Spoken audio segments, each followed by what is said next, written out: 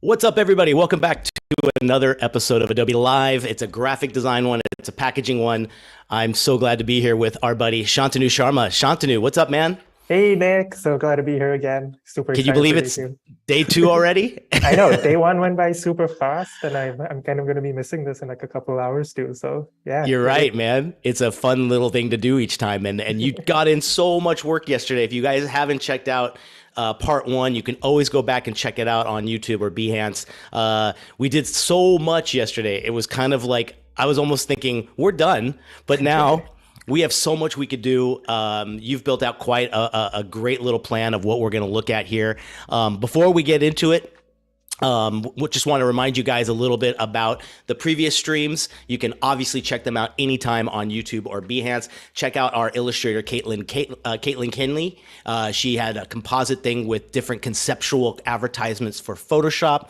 And don't miss our Illustrator Creative Challenges that are happening daily with Andrew Hockrattle. They're at 12:30 a.m. Pacific time, right before the stream. You can tune in and challenge yourself anytime. Go back, check out all the ones from the past. They're fantastic.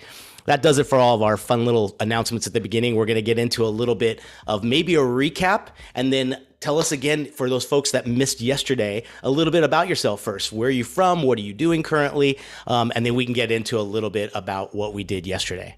Of course. Yeah, just have a quick little presentation prepared to kind of take you through and like tell you about who I am in case you missed yesterday. So my name is Shantanu Sharma. I'm an Indian designer and illustrator currently based in New York City.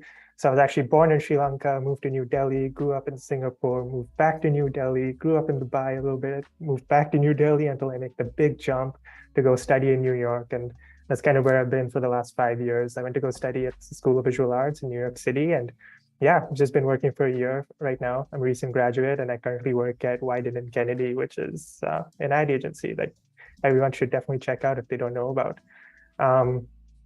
During my time there in the last year, I worked on a few projects for Kentucky Fried Chicken, created the holiday packaging and holiday bucket for them later last year during the holidays.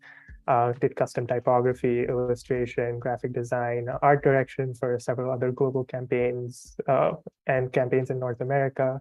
Created merchandise for them that also sold out in a few minutes, and Snoop Dogg also owns a pair.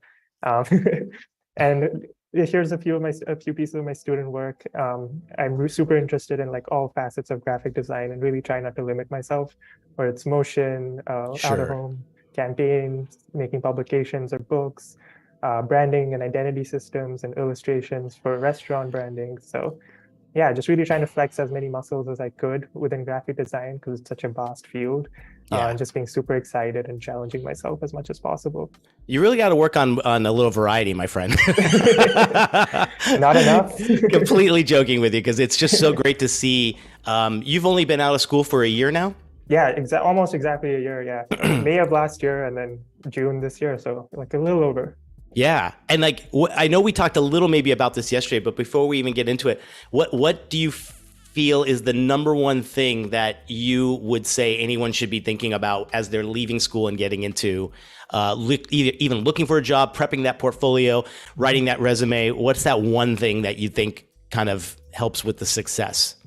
I feel like building good, solid case studies and having a really good rationale and story behind all your projects. I mean, design is super subjective, but keeping things as objective as possible and approaching things with a super strategic mindset definitely helps you separate yourself from everybody else because it's a very competitive field and landscape. So yeah, I agree. I think you're starting to see, even when you look through Behance projects and you might just stumble across someone's art, you could see the difference between someone who puts the case study together and someone that just might put some random images together, right? Like the true strength comes from that building a case study. everybody. And what a perfect segue, because the end result of what we're going to be doing today, and after we go through our recap, you're building a case study for this, not only just assets, but we're going to see how you put this together to present, right? Of course, yeah. Just a super quick, super baseline introduction as to how you can build a case study and present your work and talk about your work. Because ultimately, when you're presenting, you're telling a story and trying to communicate effectively and communicate what you've been trying to achieve. And so how does that translate visually, and how do you do that narratively, where arranging your images or based on what you're trying to show? So that's super exciting. Good. And like yesterday, we're going to rely on you guys in chat to help us out with a ton of great suggestions. We're going to be doing a lot of copywriting. We're going to be needing probably a lot of opinion as far as like, which one do you like? This one, this one. The naming is always the best too. Maybe some headlines for some advertisements. That would be fun to do. Let's take a look at your artboards from yesterday and just do a brief rundown of what we accomplished. And you can take it from the beginning and then we can just continue on from there. Of course. Yeah. So we started with, this was just a fun exercise for me and everyone watching. I wanted to make a super interactive project and like really quickly just show what a branding and identity project could potentially look like, but keeping everything super collaborative, because design is often a very lonely experience. So having the opportunity to be designing live and kind of on the spot is really something that really excited me and challenged me too. So that's a muscle I really wanted to flex. So we started with creating a fictional line of juice cans, and I started by asking the audience to give me some suggestions for a name for a fictional juice company. And Philip, our lovely viewer from yesterday from the audience in the chat, happily suggested Splish, and then the audience voted on which one they liked the best. And then I created a few logo type options, and then asked everyone to vote on which one they thought worked the best. We landed on option number 3. And then just built that out accordingly. So we built a solid logo type, super punchy, fresh, refreshing, positive, and kind of like loud, and which is also just goes with the whole core of the brand. We had many discussions based on that yesterday. And then we created an identity system and packaging system for the labels using simple patterns that kind of alluded to the word mark, using the same sort of angle, and then creating a type system for how everything should be set, talking about consistency within branding and identity design. And then we went on to create mock-ups for those and how those labels would potentially look on cans, and then further art direction of where those could live. And then also created some social assets, and which we'll be currently working on and finishing today. But yeah, that's kind of where we were at from yesterday. Yeah, it's fantastic. And I think we have. I'm wondering if Philip took the day off today, or if he's in the chat. Please let us know. Their job was done. Yeah, you deserve. We gave you a day off today if you'd like to, because he definitely helped with some really great copywriting, and everybody else kind of chimed in with fantastic fruit names for all the different flavors and everything. Yeah. And it's neat too. Like I think there were some spots there too that obviously you can look at a lot of these artboards and see there's some gaps in between those steps, and that also took a lot of like little finagling and kind of like fine tuning to get to that. So it wasn't as if Shantanu just was like going, yeah, boom, boom, boom, boom, boom. It's so neat to like know that there's the dirty stuff in between, right? Like we were talking like yesterday with the artboards. Of course, yeah, it's super important, especially in an initial phase of a project, to not be precious, just be super scrappy, messy. Yeah. Just throw as many things as you can to the wall and see what sticks. This, of course, kind of counts as like a first or second draft. And like, if we had the privilege of time, we'd keep further developing this and see what works. Yeah. But like within this like 2.5 to 4 hours that we kind of have, it's a solid exercise to just show how much you could do within this limited time frame, and then think about the potential as to what could happen if you kept repeating this process with the luxury of time as well. So that's kind of what we wanted to communicate and achieve through an interactive process such as these are those ultimate like 2-hour brand challenges. Like I think to me that's sometimes the best exercise to go through. You know, I love this idea of kind of like really fine tuning things, doing it in a timed way as a great exercise for anybody to try. And these are good ones to work alongside with. Go back and watch this again and see, can you do this as well with your own interpretation of maybe a unique brand, right? Of course, yeah. I might be starting to do that as well, just to kind of get back into the swing of things after taking a little time off. But where did we end off, and what's our first step? Cool. So where we ended up yesterday is that we started making Instagram posts and thinking and talking about social strategy for how the brand could present itself on social media. So Mm-hmm. we were trying to think in grids of three when it comes to Instagram, because that's kind of how things are laid out within the UI for the app/website. So ideally, in an ideal world, you'd have a proper grid that you can kind of keep building upon, but doesn't necessarily end up being so in the real world. But for the purpose of our case study, that's what we're going to be doing. So for now, I think let's start with an interactive element, because that's the core, let's do it. That's the core of all this project. So let's just come up with a good solid tagline for Splish, which is the name of our juice company. We had Make a Splash, which people seem to really like from yesterday. Yeah. We included in the can. If the chat comes up with anything else, or would you like always have a few, I love how brands can kind of they can have multi kind of taglines and mottos to be specific to maybe particular applications they might be doing. And when we looked at yesterday, I think Splash and Splish were both, the first thing we found in the definition was it is the sound of water or fluid moving. It's like that. Yeah. That's what's described it. So like, let's get a good tagline or some other good, let's just even call them social media headlines, right? What else can be accompanying the can in a very quick headline that you guys think really reflects not only the energetic, positive vibe of what we're talking about, but this idea of sound. I think yesterday we were even saying sounds like delicious or sounds like refreshing, things like that would be kind of unique to play around with too. Totally. Yeah. So let us know, chat, whatever you've got. We need some good mottos, some good headlines.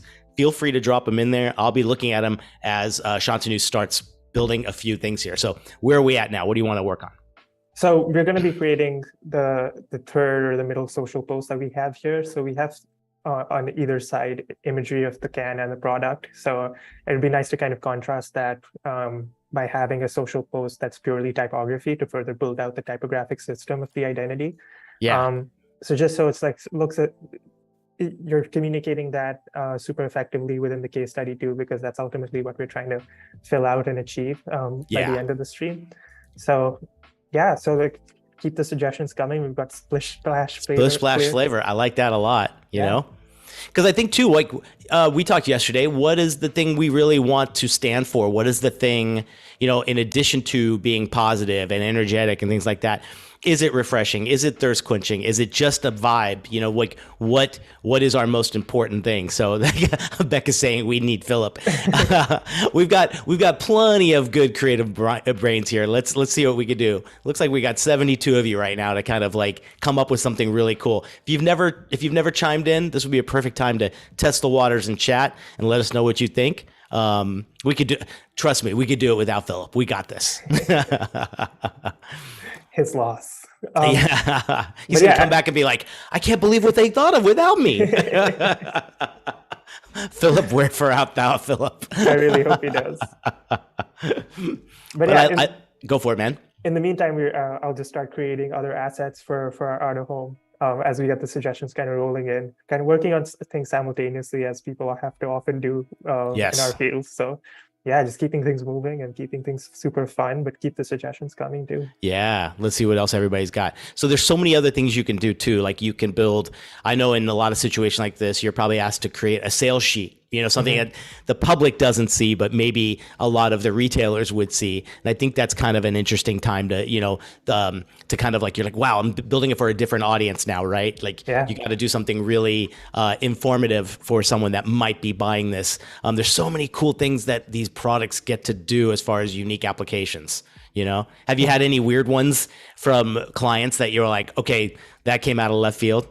I feel like business cards feel a bit weird these days, because I feel like everything's super digital and kind of feel like exists in a bit more digital realm, and business cards feel like an outdated solution or an outdated ask, but it's always still nice to have a smaller asset that you can flex your typographic system with. So I definitely get the appeal, but I feel like it's starting to get a bit outdated for me. Yeah, and I think it's also like an eco thing as well. It kind of feels like there's ways. I've been using a really cool little thing that you attach. It's on the back of your phone, and it's someone could just tap their phone to it, and you get all your contact information. It's really, really cool. Oh, that's awesome. And it's funny because I do miss the business card, but how often do you have it on you? Exactly. and for those moments, like just getting to go to a few conferences over the last few months, and getting back into that networking thing, it was so great to just be like, oh, tap your phone here, and then all of your information is sent to them immediately with all the links you want, which is really kind of fun. So I agree.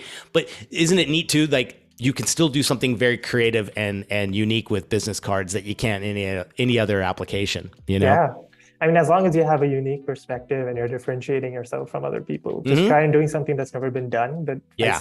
like doing that with something that already has been overused and overdone in so many different ways. It's an exciting opportunity to kind of I think explore and flex that muscle. I'm gonna throw in my recommendation when we're at the end here. We should do a scratch and sniff business card, and it has the flavor of whatever color it is. Wow, I love that. I love that. So we've got a few here. We've got let's see. I saw a few that started earlier here. We had what was that first one? Splish Splash flavor, which really like as well. Then we have a splish for every mix. I like that as well. Then we have a QR code for sure. That'd be something to kind of mix around with. Mix it up with Splish. That's a good one. I really like that. What else do we got here? Let's see. Oh yeah, there's some really cool ones. A xylophone business card. You plug it into a computer and it can play music. All right, that one I'm looking up, CJ. Holy, that's amazing. I've never seen anything like that. Some of the best ones I've seen are some metal ones that have like the deboss or the emboss in them. Wow. And you can apply like stickers for the individual person and all of their, contact information. You could do it for like an agency, and then everybody gets their own little area where it has their imprint of their information. There's some really good fun things. I like that it kind of goes in and out of style, business cards, Yeah. I mean, Yeah. as long as you're doing something exciting with it and keeping things super Exactly. So I'm glad to see what you're working on right now, because like I always wonder when I'm using a very slanted italic font, how do you align it? Do you like this? You're purposely going to align with the angle? Yeah, I think it goes well with the sort of pattern system that we're also creating, having everything super angular and aligned in that sort of sense. Again, going with the art direction for the cans as well. So Yeah. I think that's definitely a look and feel, and maybe something we could potentially explore with the typography as well. So just trying out both, seeing what sticks. Yeah. And then going along accordingly. But because I know sometimes when you're aligning it, you keep it perfectly left. I do like the step every once in a while. It kind of helps. Maybe I guess it's all about your opinion. What's easier to read, right? Yeah. Like I think, and then plus if you're really going to play off this angle and use it in a lot of different ways, the way you are with the pattern, it's obviously set from the logo type itself. It is kind of unique to play with this a lot. Yeah. So I mean, it depends on like where. And the strategic reasoning behind certain things. So exploring both is something potentially that we are doing currently. Yes. So depending on certain situations and where things are going to live, it can definitely be more dynamic and kind of have both exist for if it works and kind of fits into the system. So yeah.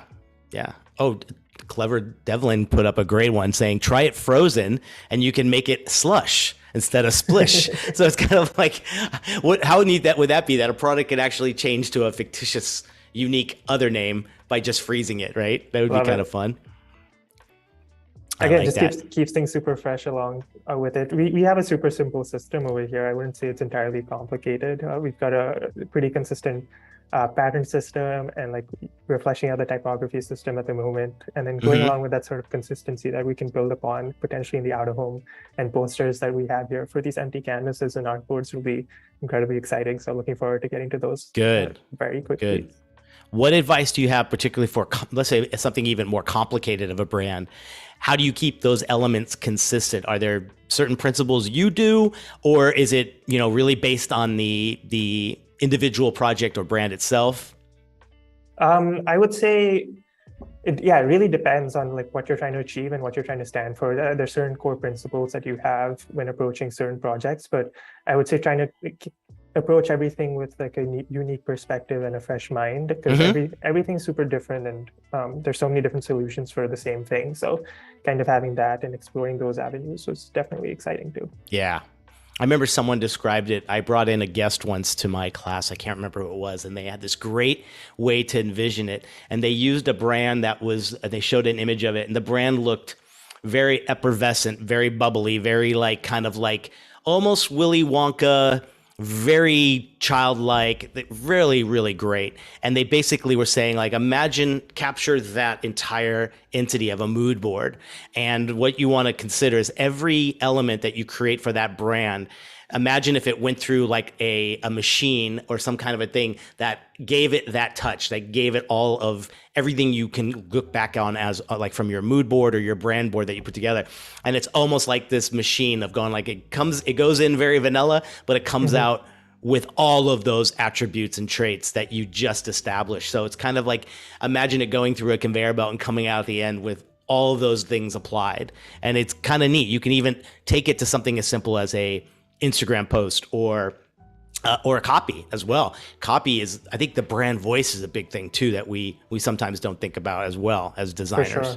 Yeah, especially working at an ad agency, you realize when you have a dedicated team for strategy and copywriting, you kind of gain that sort of appreciation for it. I know we spoke about writing yesterday and what that looks like as a designer, but being able to communicate your thoughts effectively is incredibly important too. So. Yeah. And then like that becomes like we talked about it yesterday, that North Star, right? Like what are those things that are really driving the brand and you want a customer to look at and say like, if you were to describe this Splish brand, right, what would you say? And the whole goal is to be right on point with what you've written in your strategy. Yeah, for sure. I mean, we started off with talking about what we wanted to achieve. So, I mean, the day before yesterday was the first day of summer. So we wanted to create a summer drink. Juice is definitely a big part of that sort of refreshment and hydration in summertime. Yes. So that was the whole rationale behind the project, which is, again, super excited for having everyone kind of be a part of this journey and be recommending as much as you can. Yes. I love what Becca said too. I always ask for the copy to get provided for me. I don't consider writing a skill of mine. And that's true. And if that's not your skill, right, it's great to have someone, maybe if it's on your team or someone you can outside contract with. It's join forces. That's what I always say. It's like, that's why creative and strategy can work and copywriting like that can work so well together. Yeah. But boy, it is something else when you can have just a little bit of knowledge on how to write a quick tagline or a great headline, and it comes from the designer. I've seen people being very surprised sometimes when they're like, "Oh, you came up with that?" It's like, yeah, we could do both, you know? Exactly. Again, just trying to flex as many muscles as you have, build out every skill. And then the more skills you have as a designer, the more hats you wear, the stronger you will be, not only as a designer, but just as a creative in general. So yeah, exactly. Everything's just practice at the end of the day. So as much as you keep doing something and successfully do it, you get confidence as well. So it's all about building that. That's very true. Oh, there you go. So I love the idea of how you're kind of, this middle one has all of the, let's call it the message, and then the right and left are more of the bookends. Yeah. Just building out the patterns, not only in your identity system and packaging system, but also in your social strategy as well. Thinking about how that would look visually when someone's actually approaching you on social or getting on to your Instagram. Because ultimately, most people are going to hear about the product or project on social itself. So really ensuring you have a strong and like dominating social presence that can truly reflect the brand that you're trying to create is super helpful. So do we have a hashtag, like a dedicated hashtag yet, or is that something we should ask chat for? We should definitely ask the chat. Yeah. So so we need a creative exclusive hashtag for Splish. So that is kind of like your abbreviated tagline or motto, right? I think the 2-word thing is the best. If you can nail it with that, and it's amazing to see how much incredible energy can come from all of these things that people are using with hashtags that can really start a movement. Yeah, for sure. I mean, like you never know how people are going to be responding to the brand or how people are going to react. That's something you can only predict to a certain extent, but things kind of just take a life on its own once they're released into the public. So and if it's easy to remember, if it's fun to say, if it has a bit of a rhyme, I love the idea. So we got Splish Splash from Becca. And Voodoo Val was in the process of typing it at the same time. Look at that. You guys have great minds think alike. I love it. That's great. Yeah, I like Splish Splash because I think again it carries over everything. We're used to hearing that together. It's been in songs. You know, Splish Splash is a perfect kind of combination. And it kind of just continues on with the positivity of, you know, what you're bringing on with the brand. Correct. Yeah. So right now I'm just filling out the case study as well, side by side. So we've got like the quote unquote messy artboard where everything's sort of just like a mind map of certain things. Yes. And then we've got like our own narrative that we're trying to achieve and create through the case study that we have. So started with the social posts. So we have that over here with the social strategy and the 3 Instagram posts that we just finished. Great. And then we've got the logo that we would drop in. We've got the product photography that we can definitely drop in too. We're working on a hero image currently, and then we'll get to the out of homes very shortly too. So perfect. Keep those suggestions coming on what do you think the hashtag and what do you think the tagline should be, and we can start typesetting those to be included within the posters. I love too that I feel like we're playing a TV game show when you go back to that other one and we're filling in each tile. We're like, okay, next up, let's complete this board.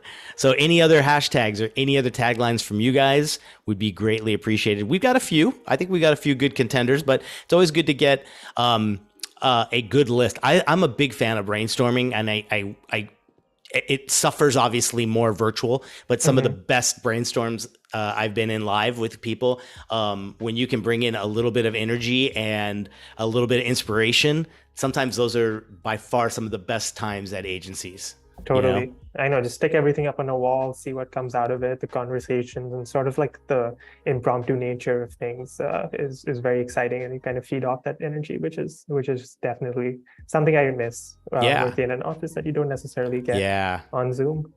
I also like too where someone might bring up a great idea that's so different or so 180 from maybe where your frame of mind was, that it opens up your horizons a little bit too, and next thing you know, you're thinking a little bit different yourself. You're coming up with ideas that you might not have if it wasn't for the influence of who you're working with. You know? Correct. Yeah. Again, being a judge of that energy and having sort of conversations that you would normally be having over Zoom and compared to in person is something that's kind of incomparable. So it's nice to always be reminded of that. We got a good one. More than a splash, splish. It's really great. That's always good. Swish and splish because it's a mixer. That's a good one. I like that. Yep. So what I would usually do in settings like these, I would be creating these in InDesign with a proper grid and system, but we're just kind of finding ways around it. The old makeup box from the corner. Yep. Been there, done that many, many times. Splished, not splashed. Shaken, not stirred. There you go. We're talking. So who would, you know what I love? Here's a great question for everybody. Who's our celebrity endorser or ambassador to Splish? So, you know, it's such a hard thing sometimes. Like you don't want to just take someone just because you can get them, right? But who's a good one? Like come up with could be anybody, but someone that you think would be a really great brand ambassador for Splish. I'm dying to see what they come up with, because maybe we'll throw them in one of the social medias. For sure. If they have them on Adobe stock. Yeah. By now, I think celebrity endorsements or ambassadors of these brands are no longer chosen. They're the actual CEOs or starter of the brand, you know? Yeah. You look at every food, beverage company out there right now, and there's so many of them attached to someone who's probably started it, which is kind of cool. Mm-hmm. No, that kind of keeps things exciting too. It's such an interesting avenue to explore. There are lots of new celebrity products that are coming out, with like YouTubers coming up with their own products. And also just other celebrities with their own sort of beverage brands, hydration, just not only furthering their own brand, but also creating other things that they truly believe in and stand for, which is an exciting avenue too. Oh yeah, that's always a good one as well. I like that. I had to look this guy up, David Bromstad. He looks like he'd be the perfect brand ambassador. I love that. David Hasselhoff. Wow. Yes. Okay. That's a good one. I have a great David Hasselhoff story. Do you guys want to hear it? Oh, I totally do now. Years ago, the company I worked for, we had an issue with the building we were in, and we had to move to this other building temporarily. And in this building was nothing but celebrity lawyers. So like every time we got in and out of the elevators, or whatever, there'd be some random celebrity, and never really A-listers, just kind of like, still noteworthy, right? But kind of fun.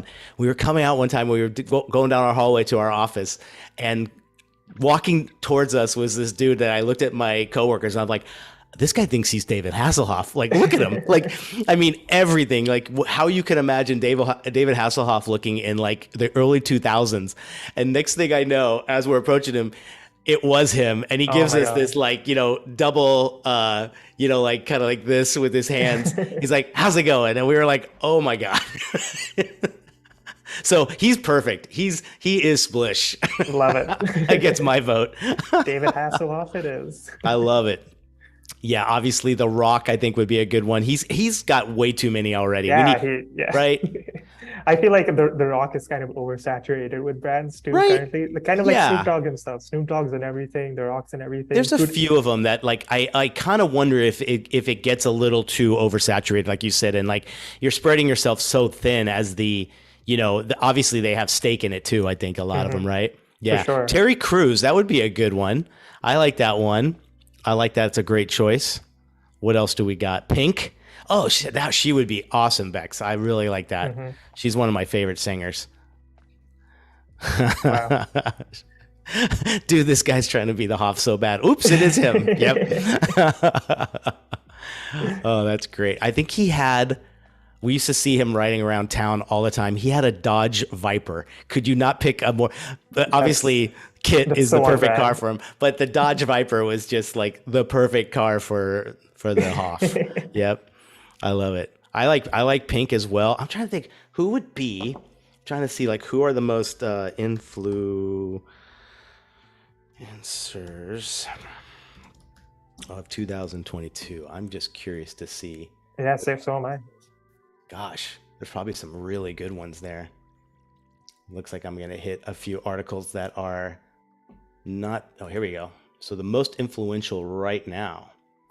Ooh, Zoe Kravitz. Oh, she'd be great. Yeah. Oh, she'd be just perfect. Love that. Did you see the latest Batman? I really liked it. Yeah. Yeah, me too, man. Complete tonal shift. So I was pleasantly surprised. I heard so much like kind of negative prior to it. But man, I really, really loved it. It was a different take. I think Christian Bale's still my favorite of all time. Same. Yeah. Nothing will even come close. But it was neat to see a difference. Yeah, for sure. And a different interpretation. Matt Reeves definitely like created his own world, because I mean, ultimately, like with DC superheroes, they're so often recreated. Yes. And I'm a big superhero buff, so like kind of seeing that in a more, I guess, adult quote unquote way is sure super exciting. Yeah, I've got a good one, and I'm curious to know, because I think he's just now starting to do like celebrity endorsement things and everything, and he's kind of a love him or hate him. Pete Davidson. Pete Davidson is also literally everywhere. Like, yeah, I know he's the new brand ambassador for Smart Water. And H&M too, right? And H&M. Wow, I didn't know that. That's a lot in just your first wave. Exactly. Yeah, I mean, there've been many waves of Pete Davidson, but I think I like him. Like he was probably my favorite SNL member when I was watching it. So good for him. When he was on it, because the guy was never on it. Exactly. He's too cool for it, and I think that was how it felt, in a lot of ways. Yeah. Ooh, yeah, Lady Gaga would be a good one as well. Let's see. Mila Kunis would be a good one. Well, she's already doing, she does a spirits and liquor company already. So that would probably not work. I think in a lot of cases, they have some things that say they cannot be, they cannot do something of an equal industry or a competitor, Yeah, that would be kind of cool. But there's so many good people that would be like unique to try. Zendaya would be a good one. Yeah.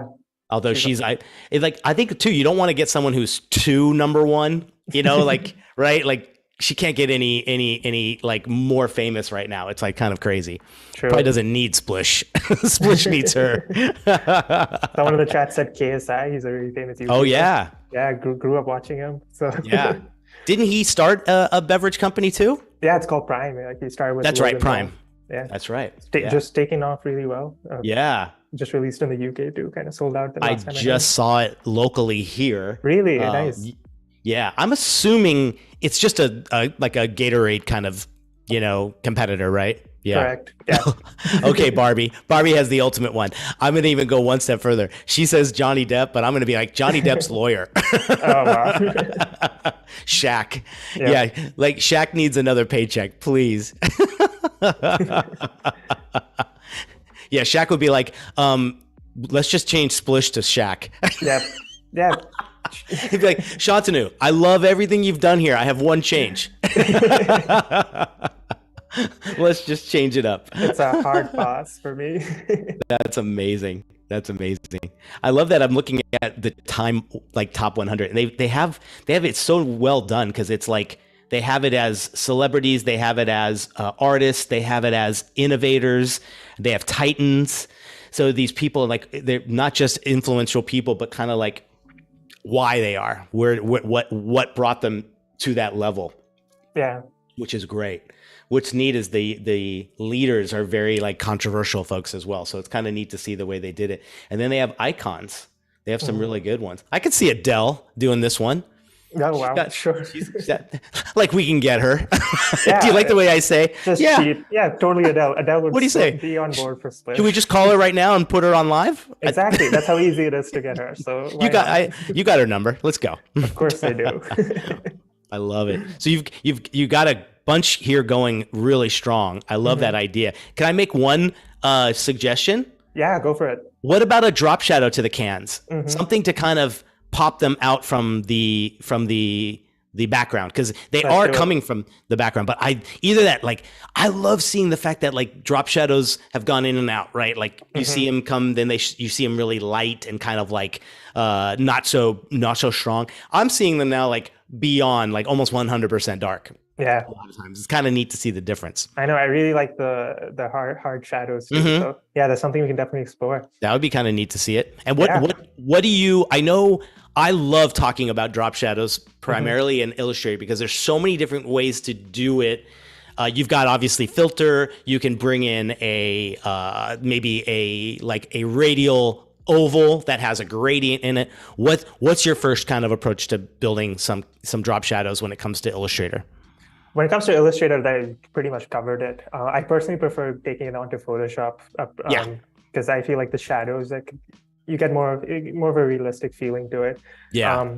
And usually what I like to do is avoid the drop shadow, but focus more on like how things would look if it was lying down too, especially for product packaging and cans. So it'll be kind of interesting to see how that shadow would be cast with the actual shape of the can as if it was lying down instead of standing up. So yeah. That's something we can definitely explore right now with the Auto Home and the posters too. So let's do it. Yeah, I remember, you might have remembered, I think it was at Adobe Max last year in the keynote, they showed, I believe it was in Photoshop, it's coming soon, but it was this incredible drop shadow like generator. So if you have an item that's clipped out, maybe, transparent back, isolated like you've got with your can, it basically with Sensei and all that stuff, it could configure a three-dimensional vibe of a realistic drop shadow. That's awesome. I'm super excited for that. Oh, like bring it now. So good. I mean, that's kind of like things that there've been lots of debates around AI and within design and kind of taking over our jobs. But like, I feel like there's so much other potential to be focusing on. Such as that, to like the kind of work that makes our lives easier as opposed to doing the work for us. Yes. So yeah, when it comes to AI innovations and Dolly and Midjourney and everything, I feel like creating things along those realms and helps like our lives. Well, like what are they supposed to do? It's like, are they supposed to stop creativity and technology? Because you could compare what we work with tools now compared to 5-10 years ago, and it's not like it's I think a lot of times people think it's a cheat, right? No, honestly, I mean, there's a big debate around it, and I feel like this debate will be ongoing as well. I don't necessarily see it as a cheat, depending on how you're using it. But there's obviously work that we have to do that isn't always pretty, that isn't always fun, that isn't always like as exciting to work on or as creatively stimulating. Sometimes you just have to make things in like 100 different sizes to live in different applications. And I feel like bringing in AI to do help with something like that can definitely make our lives and jobs easier to help us at least give us more time to focus on things that are actually more creatively stimulating and allowing us room to actually concept and build out a lot more as opposed to doing something as maybe redundant or not as exciting, such as creating different sizes for certain things. But yeah, I'm excited to see how it all fleshes out from an art's perspective, from an illustration perspective too. It's also cool to see how you can interact with it and work on along the side. But yeah, bringing it on to design is something that I'm super excited to see how it develops. So Yeah, that'd be great. Have you messed around with any of like the 3D components of Illustrator as well? a little bit, yeah. Hmm. I'm currently on a MacBook Pro that's a few years old, so it's never really the best, never really the best. I guess device to experiment with 3D kind of just brings up all the fans, but I'm super excited by that too. 3D is something I feel like is very intimidating to a lot of people, and doesn't really feel as accessible with like pricings for other softwares that are quote unquote industry standard. But of course, using Dimension and having an Adobe software and incorporating that within Illustrator as well really helps democratize 3D a lot more, bringing it onto a lot more people, allowing students to learn, making it vector too, which I think is super cool. So Yeah. yeah, all of those are A pluses for me. Yeah, there's been, I know we have one airing tomorrow in office hours, and I know Andrew has done a bunch of really cool ones this week. If any of you are interested in seeing the new capabilities of 3D in Illustrator, take a look at some of those Adobe Live recordings. I'm really impressed because like it is bringing in the elements of what you have in Dimension in a way to make it very user friendly, even more so in Illustrator. I'm glad you mentioned that. Like, I always felt completely intimidated by getting into anything 3D, but the Mhm. way they're bringing it in slowly but surely, and now you have this incredible stuff to mess around with and build 3D stuff that can really impress your client in Illustrator is so wonderful. Love that. Yeah, again, just making things as accessible as possible because not everyone has the same sort of privilege and like opportunities that we have to kind of experiment and dabble with because things kind of cost money and like not everyone has that luxury. So especially coming from a country like India where I see a lot of super talented people not having access to at least reach their fullest potential or just level the playing field a little bit more in terms of opportunity. I feel like steps like these are definitely super helpful. Oh yeah. And there's so much like I even see it sometimes in my students, and not everyone can afford the most newest laptop with all the Mhm. RAM and everything else. So finding your way of doing it, or at least seeing some of these techniques being shown on Adobe Live, is just great to know that when you do get that moment, or you're on a good computer, or you can have that power, it's all there. Yeah, for sure. I mean, What do we? I, Oh, go I, ahead. I definitely used to watch Adobe Live a lot as a student. I just graduated last year, and like being on it is also incredibly cool and just a great opportunity. But That's great. So what are we putting together here? This is more of a billboard? yeah, this is going to be a billboard that we're going to be putting on to uh, right here on this one. We're going to make it Nice. again going with the whole summer vibe that we have and we're trying to create. So thinking about like where things are going to be living in situ for with your out of home as well. So think about what the brand stands for, what you're trying to communicate, and where it's going to live, and who you're trying to appeal to. All those things are taken into consideration when building these things out for your case study and portfolio. So we currently have a few slides left. So we're creating our first out of home. And then we're going to be moving on to the posters and visual systems super quickly and then creating a hero image. But I kind of feel like this kind of lives as a hero image in itself, but we can definitely explore and see what else we can come up with as we go along. But again, keep the suggestions coming. It's definitely cool to be reading everyone's suggestions and talking and interacting with everyone as I kind of work. So yeah. Excellent. What we need a good headline for that billboard. And I think that's the most catchy copywriting sometimes, because you got a very short little space to give the most impactful headline. So that might be a great one from our chat room here. Give us a fantastic billboard, show-stopping headline, because I think you can put it almost behind there like you had and still be good, right? Yeah, let's try it. Let's see what people come up with. Yeah. So I think we can just start. We're going to be doing something similar for the posters as well, and then mock those up once we have them ready. So thinking about patterns and how this will be presented in situ and out of home as well. So I'm kind of envisioning 3 product posters and then 3 other typographic, more messaging posters as well, just so you're creating patterns and that sort of contrast when you view it in person out on the street. So keep those suggestions coming as to what taglines we should use. And again, super excited to see those. Perfect. My first one would be, you might as well just say like splish into summer, or something to ignite the newness of summer, like we were just talking about yesterday being the first day, right? Yeah, I love that. That'd be good. Look at that. Splash into summer with splish. See, Voodoo, you got it down. Let's do it. Val knows what's up. Let's type those out before we forget. And then even you're a splish for every flavor, because that kind of goes with showing all the cans, which is great. Let's have the one in and then typeset the rest as they kind of come in. Splash into every summer. There you go. Splish splash, it's summertime bash. Oh, now we're rhyming. All right, CJ, that's a good one. I like that idea too. Like, you're always considering, if you throw in a word like bash or get together or something, it starts the brand idea. Like, you're thinking like, that's what I'm going to do. I'm going to go buy some splish for next weekend's party. Like, it puts that into your mind, right? Yeah. I mean, again, it's all about what you're trying to communicate and how you're doing it effectively. I think we can honor the audience and everyone kind of recommending everything by just putting their names on the posters too, just as a little homage. So. Oh yeah. Good idea. Oh, they can almost be like quotes. Yeah. There you go. There. Endorsed by Voodoo Val. Thank you. Yeah, she's our brand ambassador. Yeah. We've made it. Val, you're that big. We got you. There you go. I love it.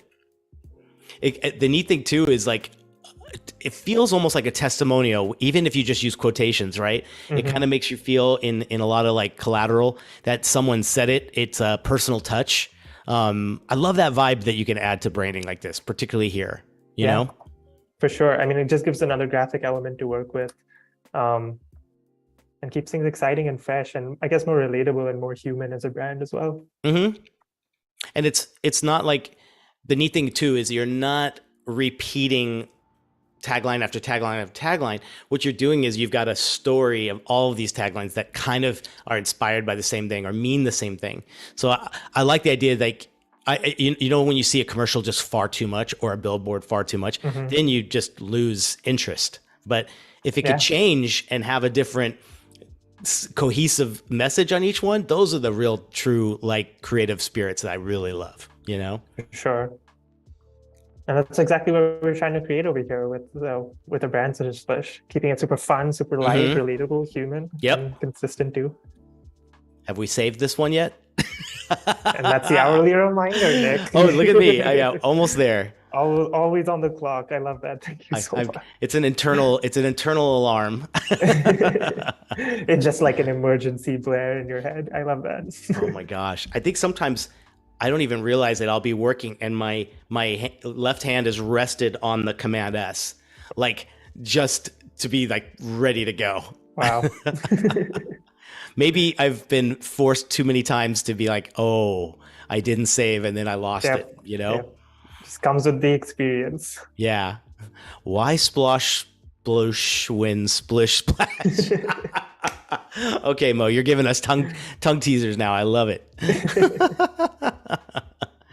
That looks great. It looks really, really good.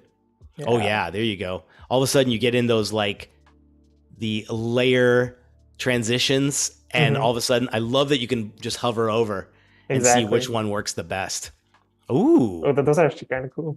dang! I see a whole new extension here. This is Exactly. we should call it Splish After Dark or something, you I know? love that. A nighttime drink as opposed to a daytime drink. Oh, those are those little. Have you ever had something like that where it's like a weird, just chance or accidental thing has inspired something that actually went to a client?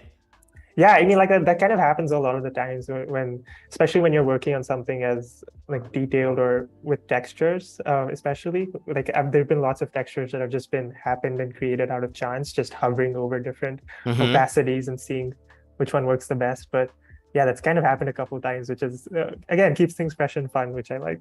Yeah. Have a splish for the summer. There you go. The dark ones and the hard lemonade one. Yeah, totally valid. Kind of reminds me of I think it's the hard lemonade of one of the brands. They completely went to like, it's got that punch color on black. Looks really, really good. Happy little nighttime cans. I love that, Carol. That's a good one. Let's splish. Yeah, that's a Barbie. That's a fantastic, simple, right to the point tagline. I love Mm, that. yes. Splish after splash. Splish get splashed. Oh, we've started something here, man. It's looking Just good. keep them coming. Yeah. So if you joined in a little late and you're just joining us, we're here with Shantanu Sharma. He is putting together a brand from scratch that we started in yesterday's episode. You can always go back and check that out either on YouTube or on Behance of part one of this. And here's a quick overview. We've got a new brand that has been created for a mix-in line of beverages, all fruit inspired.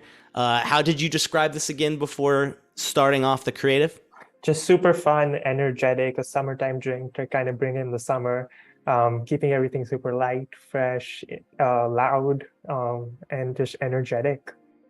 Good. Yeah. Always good to have those keywords at hand every time, right? When you're describing these. Solid reminder of them too, to kind of keep focusing on the task at hand, which is nice. Yeah. Oh, I love the idea of having a pool float with the drinks on it. That's a great way to Nice. kind of capture summer as well. Really like the big splash behind the cans, also as well. Tried that earlier. It's a slippery slope, splished to sloshed. Okay, yes. That could be the warning, right? Like, you know how we were talking yesterday of like you have to put so much stuff either legally or whatever on a lot of these Yep. cans. How do you have fun with it? But I love that idea of like, it's very easy to don't get sloshed, just get Yep. splished. And that's a whole other like brand attribute that can happen within like when it goes out into the public. Just like it can become a verb on its own or a describing term. Splish can be like enter our vocabulary in different ways depending on how you're positioning yourself. So yeah, I really like that. That's a solid sort of assessment Yeah. into how things can play out. Yeah. I know we might get into this later, but a good question I just saw a comment from Bliss. She was saying that she's putting a case study together as well right now Mhm. as she's working, and she says, "I don't think I'm doing mine right. I got a lot more words and a lot more context on it." And you and I spoke of that before we even started. But what's your take on the idea of like if you're building a case study, it's on your website. Mhm. How much content, context, type, descriptions are you putting in there? For me, I've always been an advocate for saying more with less. Hmm. Of course, like depending on which field you are in design, if you're a UI UX designer, right, typing everything out and spelling every detail definitely helps to the best of your ability. But as graphic designers and identity designers, this is how you communicate something super effectively, with just limited vocabulary. Try and get your message across within like a paragraph or even a sentence or two. It's because I feel like that's a helpful exercise to kind of take away. But because ultimately people who are going to be looking at your websites are recruiters or potential people who want to hire you, and they don't necessarily have the time to read through a whole story or a whole brand narrative the way you might want them to. Hmm. You just kind of have to entice them into being curious and wanting to learn more, not only through the project, but kind of hearing you present and talk about your work and go through each image visually. And that's kind of what we're trying to do here with the case study too, is build a brand narrative visually. So we're starting with the logo, keeping everything super fresh. That's your first introduction to the brand, and then a hero image. Those can be interchangeable depending on the brand and what you're trying to communicate, and then what the product actually is, and then how that plays out within social media, and then also building out a typographic and brand identity system with the out of homes that we're working on currently. So yeah, keeping things super brief, just a paragraph at a time, Hmm. because ultimately people just don't necessarily have the time to go through everything as much as you'd like them to. I like it. It's a great idea to start with none, right? Hmm. And like you said, let the work kind of speak for itself in a way. And I think that's a great point. And Bliss, I hope that answers your question a little bit, because I know sometimes when I've had work that I've put a lot of context or type and explanations on the case study, maybe the work itself wasn't really doing its job, Hmm. at that point, and you had to add so much more. So I love your idea of like start with the just the visuals and get some eyes on it. I like to get other people to look at it, particularly non-designers. What does this look like? What is this, does this read well? Am I missing anything? Then you add it in just as needed. Hmm. Yeah, I mean, just think about like if I feel like if you fully understand something, and like fully you can fully explain something, you'd be able to explain it to a 5-year-old. Mm-hmm. So I try and think of it from that perspective. It's just like, how would I explain this to someone who has no context, to almost anything whatsoever? Just a complete blank slate. Not saying that 5-year-olds don't know anything, but just like think of it from that perspective. If you can put it into really simple terms and break it down as effectively and easily as possible, that just truly shows and reflects your understanding on certain things. So Yeah.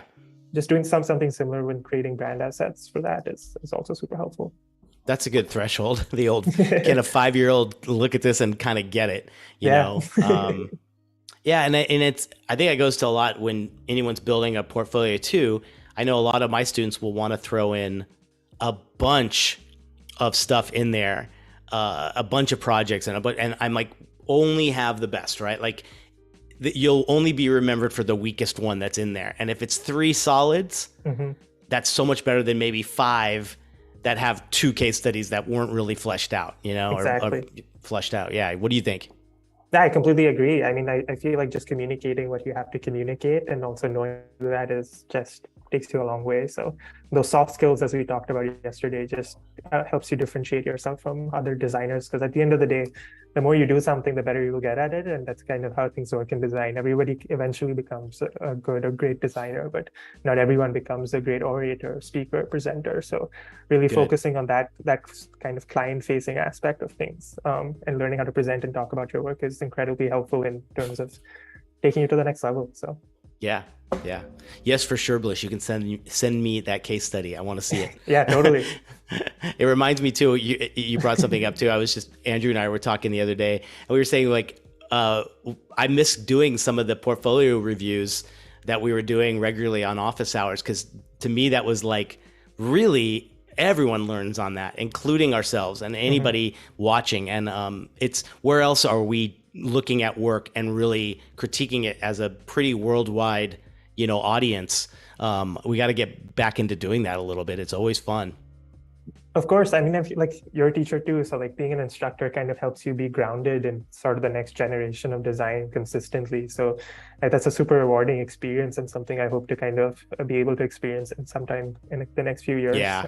Teaching for me is definitely a goal of mine in the next 4 or 5 years, and just focusing on establishing myself as a solid designer first, and then reaching a certain point where I feel like I'll have enough value to add to the next generation that's coming through. So yeah, I mean that sounds super exciting too. So Yeah. that's something I really want to explore. How many of you all agree with me that Shantanu is just perfect to be a teacher one day? I think it's going to happen. That means a lot. Thank you, man. Yeah, throw a thumbs up. I'm sure everybody would agree. Do you have any recommendations for strong process case studies to look at, or the ones that you appreciate? Where do you go for some inspiration there? I mean, just look at your favorite studios and your favorite designers too. I just learn by observing, especially when you're just starting out. Like, you can kind of mimic their sensibility. So what used to do is I used to like look at other studios or other designers' projects that I used to really look up to or still do, and kind of think of like kind of tell myself and have a conversation with myself as to why they decided to do something a certain way. Um, why is this image before that image, or vice versa, or think about what the decisions they made within their design do.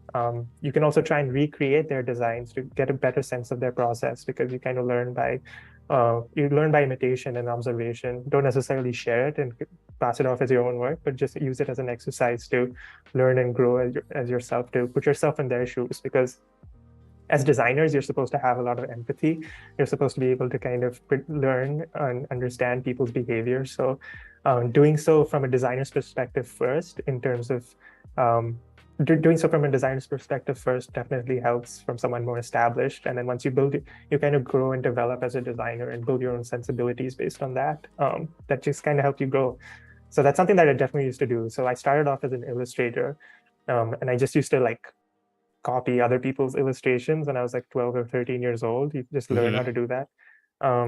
And then of course, after a certain point, you develop your own sort of sensibility, and you're like, no, I don't want to do things the way this person's doing it. I like this decision that I want to be making. And then once you kind of get the hang of that and keep continuing that sort of spirit and sensibility, your taste grows, your sensibilities grows, and your skills further develop. So yeah, that's a helpful exercise as well. Mm-hmm. Oh, there's so many good examples when you look at agencies, or I've even found you can look when you look around and you see a great case study somewhere or some blog you're following, always look at the agency that did it. And I've created a really great like bookmark list of all those agencies that have created some really good work, particularly good case studies. And I think that's the way to start looking at it, to see like, I've said this to a lot of students and I say it to myself, you could look you can equal the playing field online with Pentagram if you really wanted to. Like you, Shantanu, as your own brand little agency, could look just as impressive digitally because it is literally on a screen, right? Yeah. And you're in charge of your own narrative too. So exactly. making the most of that is definitely helpful. Like it's your portfolio, it's your decisions at the end of the day. So the more you're making the most out of that and like really taking a hold of your own sort of brand and what you're trying to achieve and communicate, just take you miles ahead. So yeah, and brands can do the same thing. You could be this splish, you could be two people running it out of a garage, and you can make it look this good and be just as good as the brand that's spending millions. You know, I think that's the one thing like we keep forgetting is that equal playing ground, because of we're all using the same tools, we all use the same principles. They might have 400 more people, but it could work, you know? Yeah. I mean, that's also what makes it more impressive too. If you can do it, if you yourself as a lone designer can do the job of as many people and wear those hats and learn how to develop it along the way too, or just making yourself a more valuable asset to potential people who want to hire you or work with you. So the more you can do, the better. Yeah. So that was kind of my philosophy, and that was ingrained in me coming out of college. Going to SVA too, is that just wear as many hats as you can, because ultimately as students you're learning and growing so much in such a limited amount of time. Like your journey from like within the 2 years or the 4 years that you're in college is so immense, and making the best use of that time is incredibly important, because working for the last year, you just don't have the same sort of luxury of time that you would necessarily have when you were a student, because you were kind of in charge of your own schedule, and you didn't have to deal with meetings and client relationships and things like that. So yeah, just make the best use of it, I feel. That's great.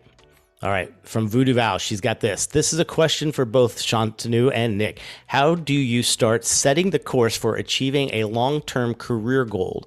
How do you start moving down the path into the new realm of professional success? What do you got, Shantanu? Ooh, that's a good question. Like, have you thought of long-term? Definitely, yeah. So coming out of college, I took a class and we had to kind of write our 5-year goals. So I just started like this as to what I really wanted to achieve, and like super baseline things that are not necessarily concrete. So I want my work to be featured in Times Square. I want to have gallery openings and further develop my skills as an illustrator and as an artist as well, not only as a designer. As a designer, I want to be working on global campaigns that reach millions of people. Putting those things in like actualizing those goals definitely helps, because you have a concrete plan to kind of work towards and reach. So Yeah, I'm trying to think of other goals I had. I created a small book that was just like my 5-year plan and my 5-year goals, and it's a little bit of checklist that I revisit every few months to see how things are going. Um, but yeah, I mean, it's just all about actualizing things because once you have a clear vision as to what you want to do, it really helps. Sure. So I know I want to be teaching in 5 years. I know I want to be working on global campaigns. I'm a mid-level designer right now. I want to be a senior designer in a couple of years. Just thinking from career perspective and like other goals with where your work is going and how much work you're doing and where it's going to be reached is super important from that perspective too. So That's great. Yeah, not that doesn't sound that impossible. yeah, I love it. And I think you're really smart in kind of like not only having them established, but then re-looking at them, like making sure you're keeping up with that, because it's very easy to get so wound up in the daily things that you're not looking at the long-term things. And you've even when you've done the job and written it down, Mhm. it's very tough to kind of like keep that momentum going. But they sound like really good ones in a lot of ways where, shoot for the stars as much as you can. I always think that's kind of like, why not? Like if that's what it is, if that is a goal of yours, Mhm. it might be totally different from somebody else's, but who is anyone to kind of say like, oh, well, I'm not thinking that way. I'm thinking this way. Okay, well, that's yours, right? Exactly. And things may sound intimidating or impossible, but like once you actually say them or write them and make a list as to what you can achieve and see that development, um, you kind of realize that it's not as difficult or as intimidating as it initially seemed. So Yeah. it's always a healthy and useful process to have to Oh, actualize for what you sure. want. I would say too, I think in a lot of ways, what I would consider a way to look at a long-term goal or to have, or even how to start one, is I was always very impressed with the people around me that were in positions that maybe were a few steps above me. And if that was the path, then how do I get there? Mhm. I think it really depends on, hopefully, the influence of the people around you a lot of times. For That's why sure. I'm still such a huge kind of advocate for the creative office, the space that you get to work in. Hopefully, if it's all good and everyone feels comfortable, it's what we've missed over the last few years is that vibe, and I was lucky enough in my agency days to work, shoulder to shoulder with some of the most incredible people. And if there was someone I got to see every day in a role that I wanted, then I asked that person. I just said, what would it take? How do I Exactly. get there? Use them as a role model, use them as a mentor Exactly. with a very specific goal in mind, right? It's not just like, how do I get better? It's more like, how do I become where you're at? Like, if that's what would make you happy, if that is your goal. And I Mhm. think a lot of times just having those people around you is the first step. If you're working too much remote and too much solo, where are you getting that influence from? Hopefully you're making up for that in some other way. Maybe I love seeing people who are doing a lot of remote work and they have great relationships with the people. They're doing good things online, to keep that culture alive, because it could fizzle very quickly if you're not keeping up with that. Totally. How do you guys keep that spirit alive working so remotely? Are you guys doing anything to kind of cultivate a really good work culture?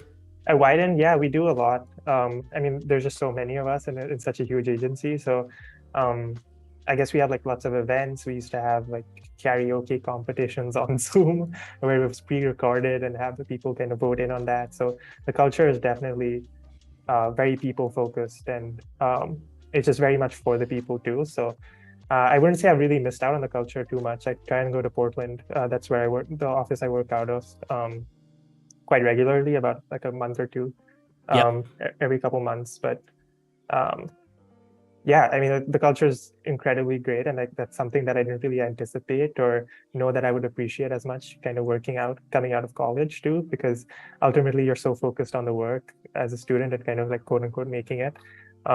But like having it and being able to experience that in a place like this is great. We have like happy hours every Thursday.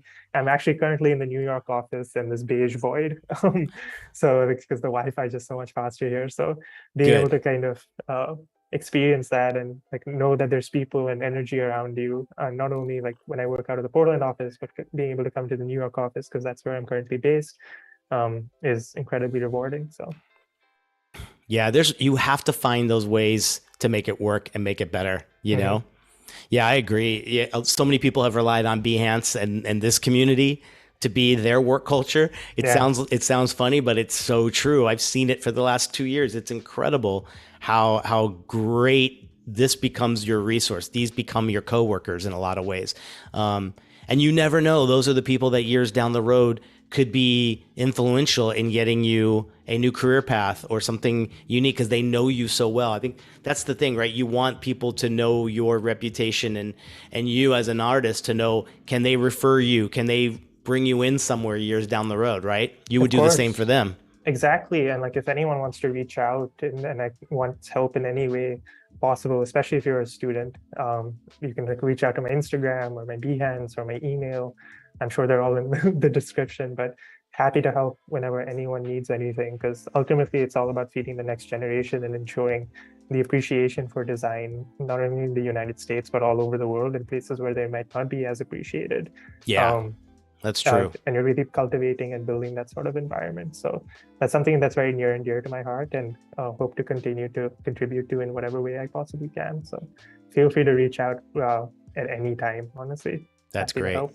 Yeah, that's infectious. That's the kind of stuff that's like you get involved in that and it becomes almost like contagious, right? You're like, I got to keep doing this. And then you see other people giving back and you want to do the same thing. Exactly. It's really I good. mean, we're in the position we're in because of so many other people who've come before us and have helped us along the way. So being able to contribute to that and kind of knowing and sticking to your roots is something that's definitely very important in terms of building out your career as well. So Yeah. yeah. Yeah. That's great.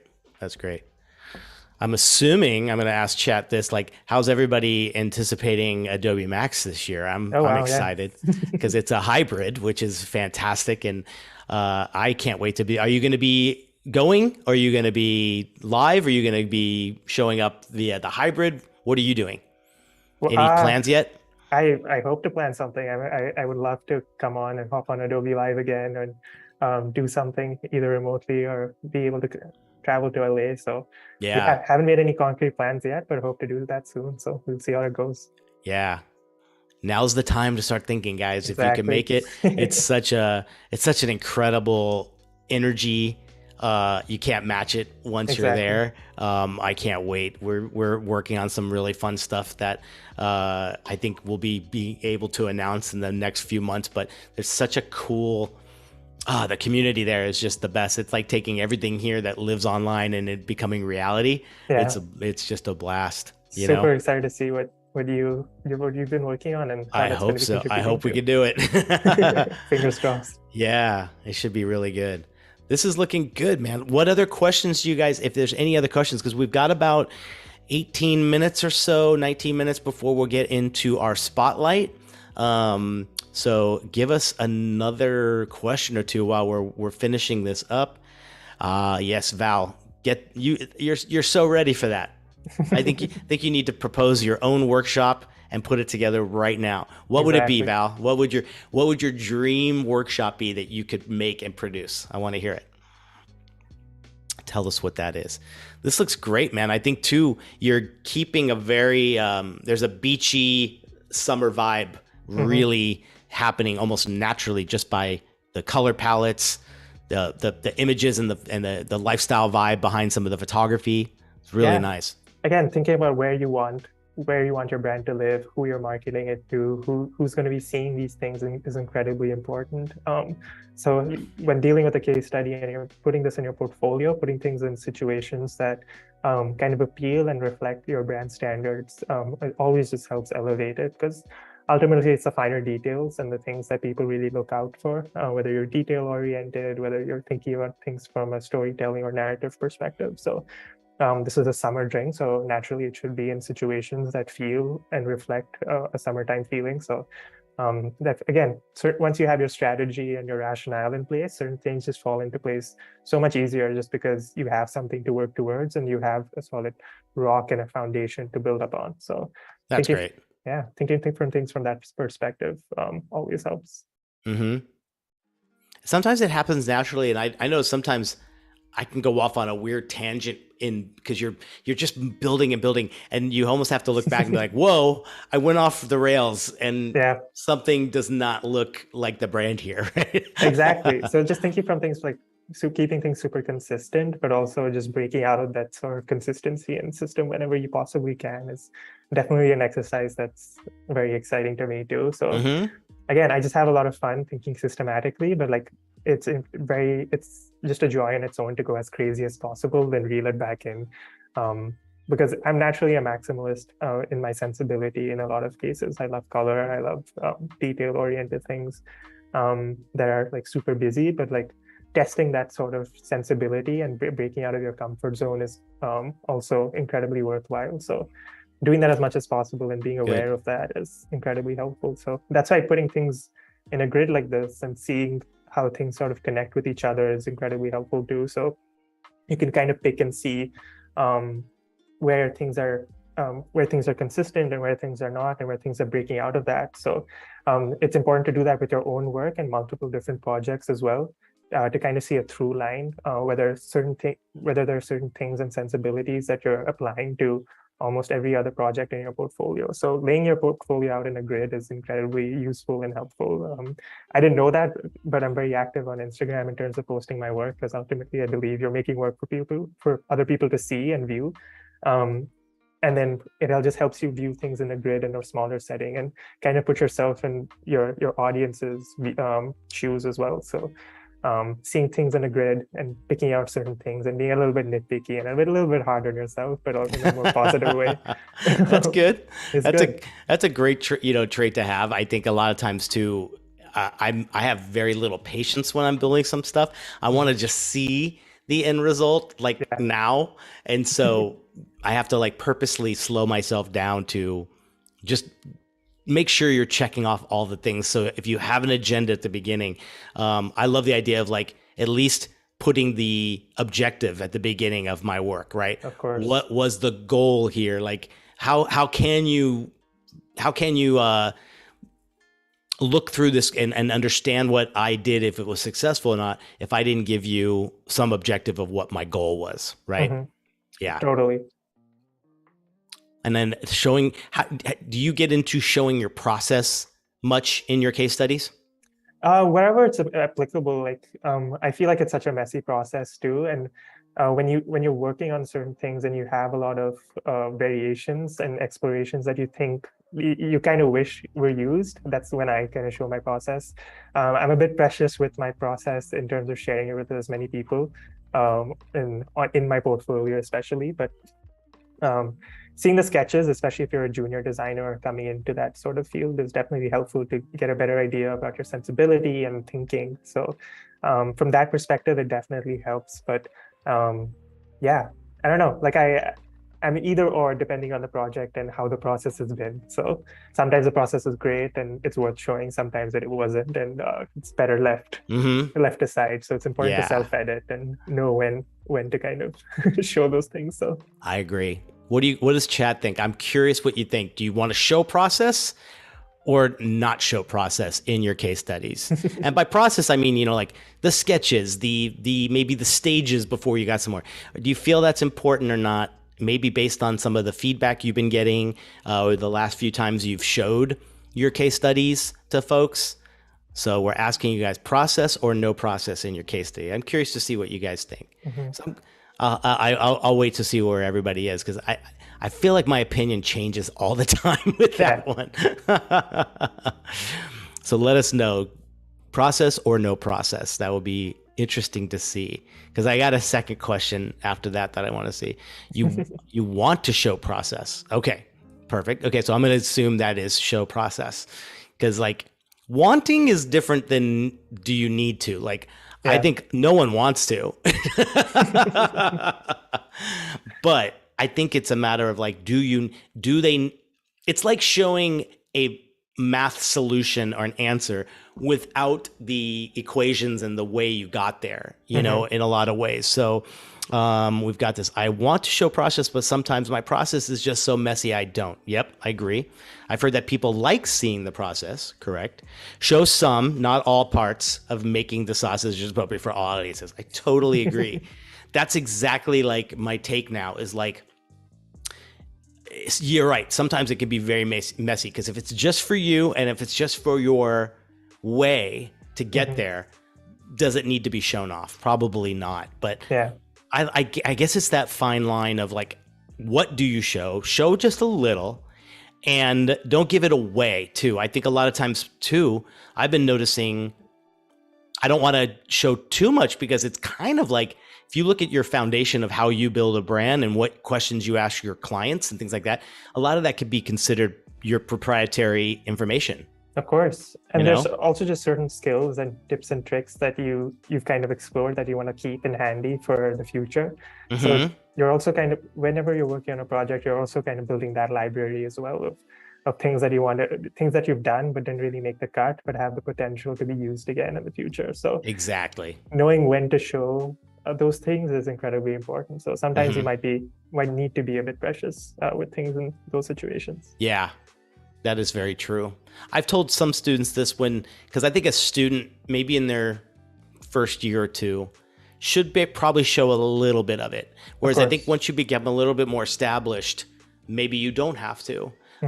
There's not, you have enough of a legacy to not have to show that process, I would say. Yeah.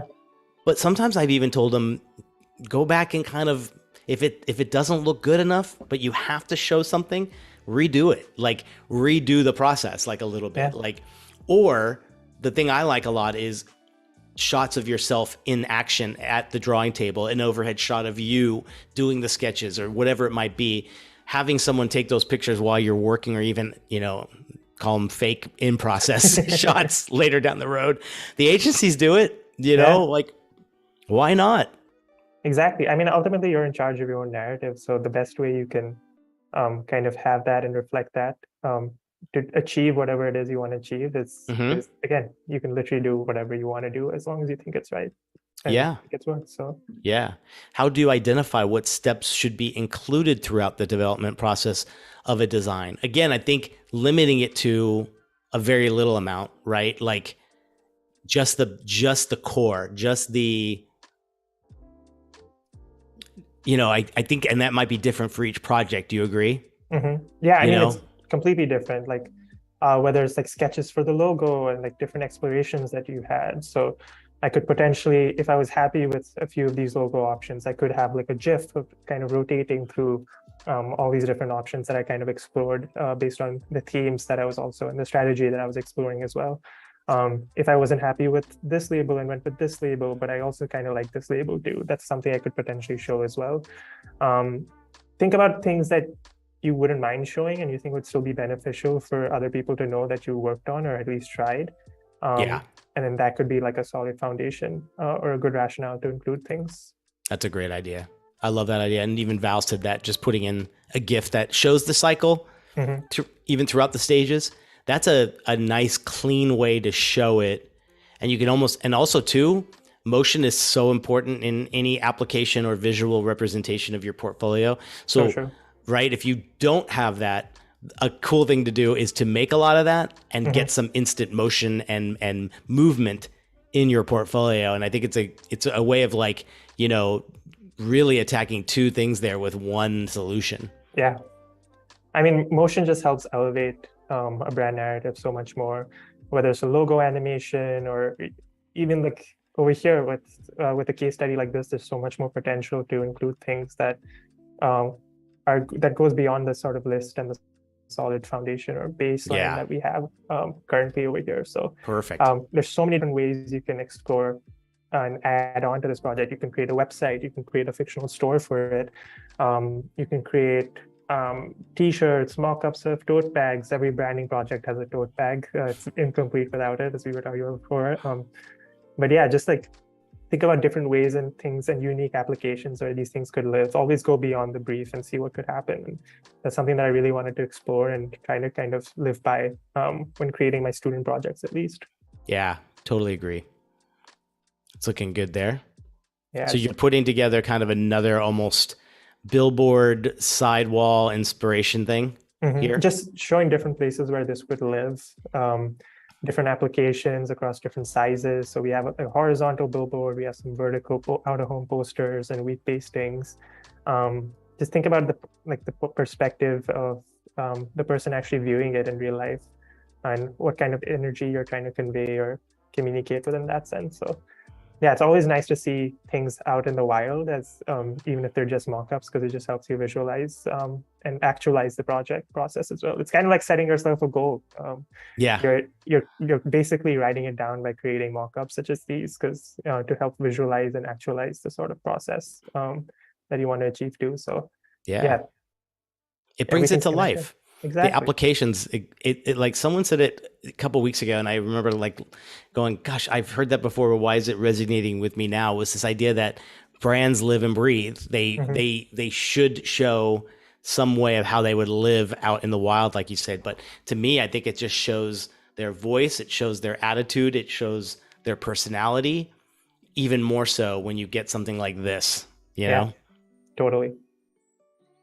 So you're just going. This is which one is this? A side, like this is like a poster to the side of a wall. Yeah, correct. So Yeah. it's if you're walking down the beach and there's like a hoarding or a wall, and yeah, that's the sort of imagery that you'd expect to see when you're out and about in the wild. So again, thinking about the context that you're in and the context that you want to be living in and where the project should be living and breathing and kind of exploring too. So that's something super exciting and like really helps build out the brand. So yeah, I mean, like it's shaped out pretty well, and like I hope everyone else who's contributed to the project too so far has been incredibly happy with it, because Yeah, ultimately man. it's something that we've created together, and that's kind of the exploration and the exercise that we wanted to achieve. Putting me on the spot, making sure I'm like quick on my feet, designing like a whole brand identity in like just like 3.5 hours or maybe less. So putting that all together has been super cool. And like, yeah, let me know what else you want to see in the chat. Yeah. Yeah. Okay, Chet. So this is Chet's idea. We're going to get to our spotlight in about 5 minutes, and then we're going to have a good amount of time to really kind of add in one or two things here. What's missing? What do we need? Bring us some merch ideas, some mock-up ideas. What else are we missing that we can add and Shantanu can put in here within the minutes remaining?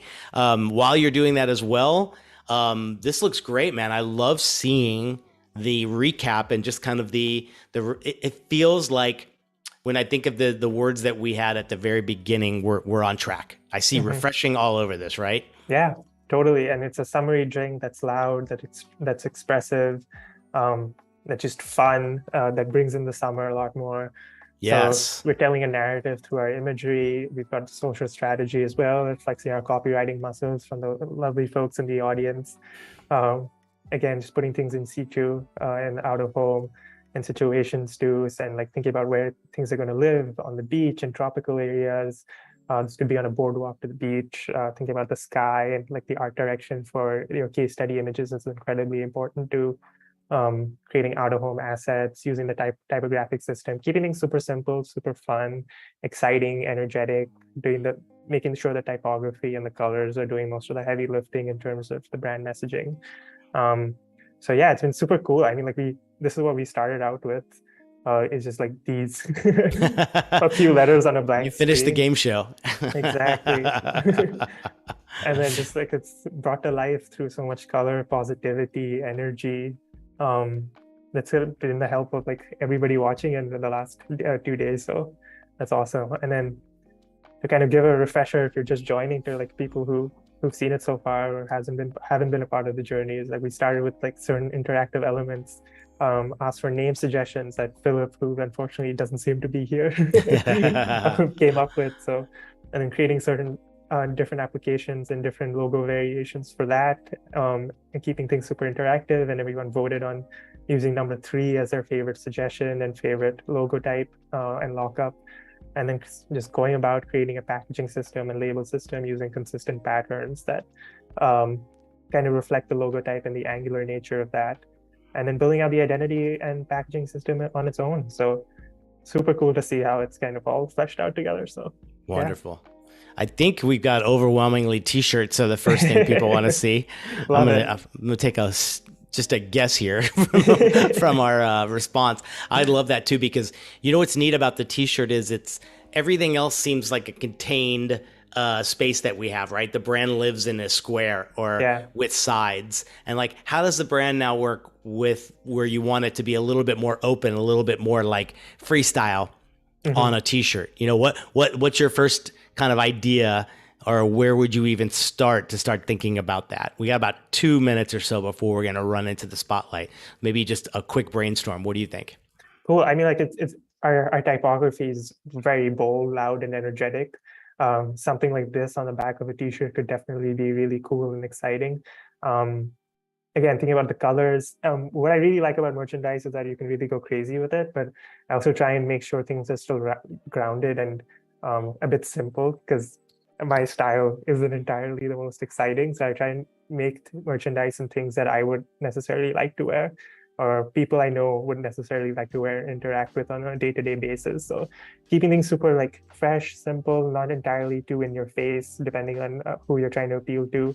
Um, but keeping it super typographic, using the assets that we have within our patterns and maybe some smaller type to keep it super trendy and fresh can definitely help just to get our message across. But yeah, Yeah, it's like keeping the same brand principles alive, right? exactly. But also too, this gives you a chance to be like, uh, yeah, you're right. There's that fine line between you can just have the S with the exclamation mark, and that Hmm. might just be enough on a T-shirt, or do you cover it with splish repeated 100 times? It's like Yeah, where do you fall into those spaces? Maybe the fun thing to do too is to like show you and the team a good variety of where this could work because of like course. no one just wants to be a walking billboard, right? Yeah.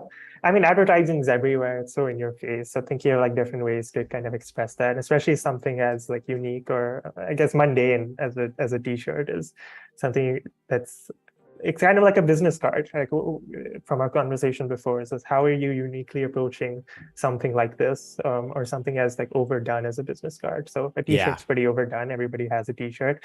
How are you doing it differently? But how are you still adapting that same sort of design and sensibility to something that's again usable but still different but fits in the brand. Yeah, perfect. Let's stop right there. We could take a look. What we'll do is we're going to kind of take a look over at our artist spotlight, and I'm Mhm. going to Shantanu, I'm going to let you introduce because you're good friends with this Of this incredible course, artist, right? it's this incredible designer that I know happens to be one of my closest friends. I'm a huge advocate for bringing people up and like making sure if I have an opportunity, ensuring that people around me have the same sort of opportunities too, and bringing people around you up because ultimately it's can be an isolating experience and it's all about people and community. That's So great. this designer is Mo Hinojosa. She's a great friend and an even better designer. We actually worked. She also went to SVA, just graduated last year, the same time I did, and she now works at Jones, Knowles and Ritchie, another big agency that's kind of similar to Wieden and Kennedy, but a bit more design focused. She's working on some exciting things for some huge brands, but this is kind of a lot of her student work and a lot of the work that she's done in the past that I'm a huge fan of. I just love her sensibility, her sense of color, the sort of excitement that she brings with work. This is one of my favorite projects of hers. It's called Hunty. It's again keeping things super brief with her explanations, with the task of dressing up dollar store items to appear more luxurious. Mo created Hunty, a cosmetics line created purely for the drag queen community. Hunty prides themselves on realness, which is why the back of each packaging you can find real life stories from most iconic and sickening queens. Again, super solid, self-explanatory introduction to her project. It's very energetic in terms of the sort of design language she's creating with the patterns that she has on the sides of the boxes and the super dominating and exciting type of typography. Really dialing in on the audience and who she's trying to appeal to. And I know this Sunday is Pride, and so it's just a good project to highlight as well. Again, building out the brand and identity system, not only just through hair extensions, but hunty lashes, good solid copywriting, good use of smaller typography and color as well. Solid use of imagery, thinking from graphic languages from that perspective. I love the sort of modified typography to refer to like eyes or eyelids a little bit with the lashes too. It's a good subtle call out, even with the nails, like the round tip of your finger. just subtle things like that that Yeah. are interesting to kind of find and explore as you're kind of delving deeper into projects is very exciting. And I just love these posters, how energetic they are. They're rooted in art history, but they're still present and has an eye for the future and in a more present and modern sensibility as well. And the color overlays are really nice. The use of imagery and like the secondary and primary type is very effective. Again, super communicating things and how things should look in your outer homes and where they're living, thinking about social strategy. All these things are super important. Creating a website as to where it could live really helps with the brand and make it come to life. So That's um, great. yeah, super exciting work. Her work is very energetic, very colorful, very bold. Um, this was a rebrand for a small business, actually around the corner from where I am in New York City. It's a Mexican folk art store in New York, inspired by papel picado, pecked paper, a traditional Mexican paper decoration used for festivals, birthdays, and other customs. And then you can clearly see the inspiration for the logo type over here with the ribbed edges and the sort of modified typography within the counters of the R's and the A's over here too.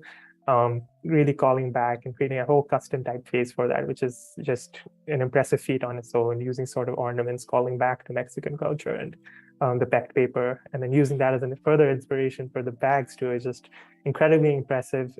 All of these are different and custom, so it's really cool to see how you can take one sort of visual cue as an inspiration and build it out into so many different ways as she's doing over here, which is exciting. Again, thinking about like what other things and other assets you can create. It's a small Mexican folk store, so obviously the budget isn't as high, so you want to keep it rooted. So keeping everything like notepads such as these that aren't as expensive to recreate, creating chalk signs and custom typography for that, custom hoodies and clothing, which is also just great. I love these illustrations and how they've been created and the use of texture to kind of ground them into making things feel more gritty and more approachable too. That's great. Yeah. Love that stuff.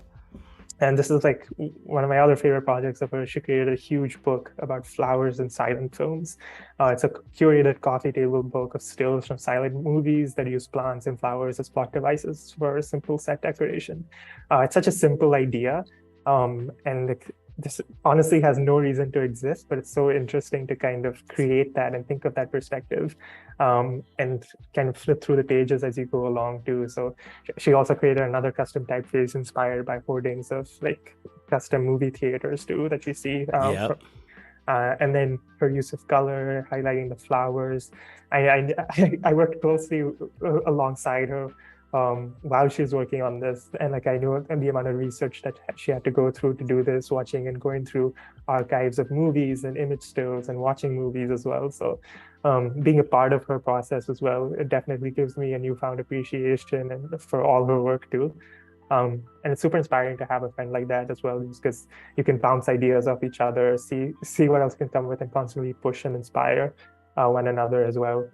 It always just helps really helps you grow more as a designer, but also brings you closer as friends and helps you be more honest in certain situations. So super lucky to at least know someone like her who's as committed, as passionate about her work, and just as talented as she is. So yeah.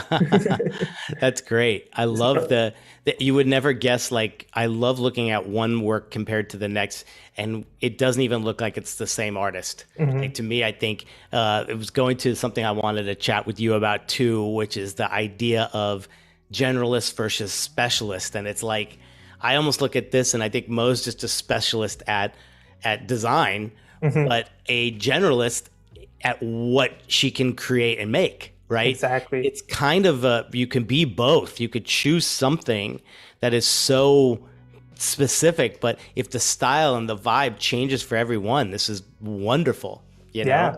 I mean, ultimately approaching things different, everything has a different solution or a different outcome. So approaching things with that mindset and keeping different things and flexing different sensibilities is so helpful. And this is all student work. And if I saw this as a working professional, I wouldn't think it was student work either. So that's just the level that she's at as well, and was at as she was a student too. She's a great motion designer as well. Again, it's super simple using patterns and solid typography, just even subtle details like the sort of scratchy frames and details that are looping in just add a whole other dimension to certain things. I love this frame and little still of the U coming at you. Yeah. And so again, super fresh, very exciting, energetic, but still, again, not everything feels and looks the same, which I really love. And this is actually one project that we worked on together during our senior year at the School of Visual Arts. It was a yearbook for SVA. This was a completely remote project. We were all on Zoom in different parts of the world. We had people in New York, people like somewhere scattered in Utah and New Jersey, and I was in India. And just working late hours and just communicating on that and working together on making a physical object that could eventually go to print. It was a whole other challenge on its own. So thinking about art direction for that, creating custom typography for this, so working together with her was definitely a great experience too, and along with the other team members that we had. So yeah, I mean, it's nice to be friends and also be able to have a working relationship together, because ultimately you value a person you trust's opinion a lot more, and a person you kind of look up to. So having that sort of ear and like having a relationship where you can be as honest with someone in terms of creating work is great, because she's the most brutally honest person I know when it comes to my work. I can show her something and she won't miss a beat, and she will tell me it's bad. And that's rare, I feel, because like ultimately, like she's not sparing my feelings, and I don't take it to heart, because ultimately the feedback isn't about me as a person, it's about the work that I created. So being able to separate that and have a relationship with someone who has that sort of sensibility is great. So yeah, I feel super lucky to have that. That's great. I want to ask Mo, how is Shantanu at giving back feedback to your work? I see her in the chat. Please let us know. Got to have it both sides here, man. Exactly. Only fair. That's a solid question. Like I'm sure her ego is incredibly inflated at the moment. No, this is. I love that you're spotlighting her and exactly. And I think you have to have people like that not only you will respect and kind of love to work with or love their values, whatever. But there's also that idea of like you really rely on their critique, on their opinion as well. And to have that at a young age, and to have that like through those zones of moving from school to real world, it's probably the most important time to have that realness. Yeah, for sure. I mean, it's just going to be super beneficial, helps you build thicker skin, keeps things super exciting, and like just on your toes as this whole exercise has been too. I love it. He's really good on feedback, but I will cry if he doesn't like it. Oh, that's awesome. Actual tears. I love it. I also have I was going to ask. Oh, go ahead. Keep going, bro. Oh, no. I have a section in my website too, where I just highlight all my friends and like other people in the creative field who I definitely think people should reach out to. And I would encourage everyone, if you're in a creative field or a similar field, to having friends like that, to just keep them on the spotlight, because ultimately it's a community that you're trying to create. You're all in this together. You know how competitive the field and the landscape is. So just having a section just for your friends, being able to spotlight people is incredibly important, because if you're on a journey and you're getting somewhere too, it's important to take people along with you. So whenever you pass on an opportunity, recommend people you think would be a good fit. Just think of others and put them at the forefront as much as you're thinking and working for yourself, because it's good to have achievements and do things on your own, but it's not great to it's even better to share them with other people. So, and I think it's just a beautiful thing to see if someone just catches that in glance, that you are highlighting a few friends of that are in the same exact field as you are. I think there's just a really good collaborative kind of like positive thing in seeing that if someone's actually looking towards you as a possible hire or something. That's just really good community driven spirit right there. It's all about community. That's great. Yeah, I agree, Val. Mo, the work is fantastic. Mo, what are you most proud of? I'm just curious to know of what what he showed. What is the thing that you are the most proud to kind of show off? So I think we all have that one. I love the Hunty. That's really incredibly done. And again, too, when it's more than just a rebrand, but it's kind of a reimagined take on something, that to me is what can really talk. And going back to what Bliss was saying earlier, how much do you add? How much context do you put in there? All Mo added was a really great introductory paragraph, and there's not much more, because I really feel like there's good content on all these images to tell that story without needing more paragraphs. Correct. Yeah. You know? Say more with less. That is my number one line in class, because I say it all the time. And it's I say it because it is the hardest thing to do. It is, no one's mastered that, right? How do you say more with less? You know, particularly in logo design. Like, I think that's the one thing that can separate a student work from professional work. Is a student logo could typically be too complex, too complicated, too many elements, not focused and stripped down to saying the most with the least. Yeah, correct. I mean, that comes with maturity in design and experience as well. And that's definitely reflected in her work too. So it's great. That's great. That's great. All right, man. We've got about 10 to 12 minutes left. Let's do it. You got a t-shirt to make, my friend. I do. I think you're going to be doing a t-shirt and a tote bag in the next few days, next few minutes here. Let's do it. One thing I love too, you seem very organized with your files and your process here as well. And I think that is 100% something notable to talk about with young designers, any designer, right? Like you put in a lot of work here to get this pretty organized, huh? Of course. Yeah. Ultimately, you're just having, I mean, it's sort of an intimate experience going through your files in front of people too. So it's nice. But yeah, ultimately, you want to make sure things are easily like visible and able to be found. So thinking from things from that perspective is just making your life easier and so much better. So, yep. So yeah, I mean, ultimately, you want to keep things incredibly accessible to yourself and for the future and like when you're working on things. So having things on the whim and knowing about everything is just helpful, makes your lives easier and helps you work better with other people as well. So you're not only just working on these files on your own. Sometimes you might be passing these things to other designers, your client sometimes, depending on the nature of the project and the scope of the work. But you just have to always think about, like, if someone else had these files, what would they think? Again, that sort of empathy comes with how much you grow and how much experience you have as well. So constantly thinking about that from that perspective. And you want to have something right on the spot. You know, you have that incredible vintage tee mock-up somewhere.